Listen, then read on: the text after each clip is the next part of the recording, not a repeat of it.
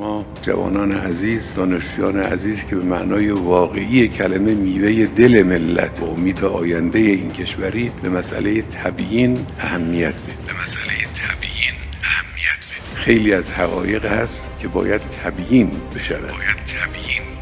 دچار ابهام نگه داشتن افکار و رها کردن اذهان مردم و به خصوص جوانها در قبال این حرکت گمراه کننده‌ای که از 100 طرف به سمت ملت ایران سرازیره و تأثیرگذاری بر افکار عمومی یکی از هدفهای بزرگ دشمنان ایران و اسلام و انقلاب اسلامی است. در مقابل این حرکت تبیین خنثی کننده این توطئه دشمن و این حرکت دشمن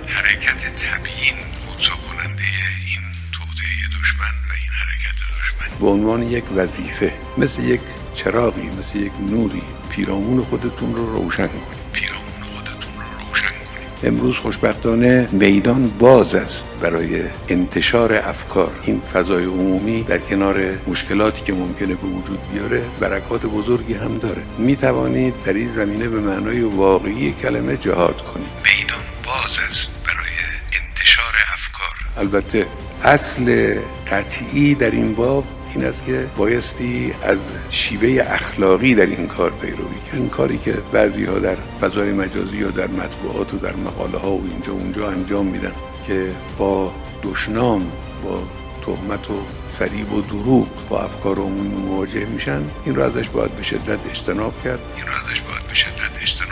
با منطق قوی، سخن متین و عقلانیت کامل همراه با زینت عاطفه انسانی و به کارگیری اخلاق بایستی حقایق رو منتشر کرد. امروز همه ما بایستی در این میدان حرکت بکنیم، هر کدام به نحوی و با سهمی که در این راه داریم. جوانهای ما امروز به حمدالله مجهزن، مجهز به فکر، مجهز به عقلانیت، مجهز به آگاهی‌های فراوان و میتوانند در این زمینه‌ها خیلی تلاش کنند. خودتون رو آماده کنید، این تجهیزات رو در خودتون افزایش بدید و به معنای واقعی کلمه خودتون رو مجهز کنید و در این میدان وارد بشید.